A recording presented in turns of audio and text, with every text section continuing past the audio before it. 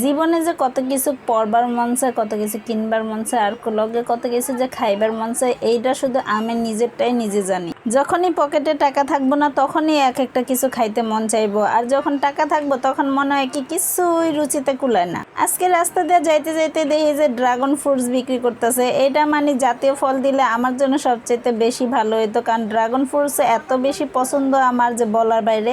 এক বসায় 2 KG dragon fruits খাওয়া আমার লেগে কোনো ব্যাপারই না। বিশেষ করে এটার যে কালারটা, এত সুন্দর কালার, মানে এই কালারটা সবসময় আমার পছন্দ ছিল। আমার মনে আছে 2015 সালে এই কালার একটা ড্রেস আমি বানাইছিলাম, আর এই ড্রেসটা আমার এত বেশি শ্যুট করছিল যে বলার বাইরে।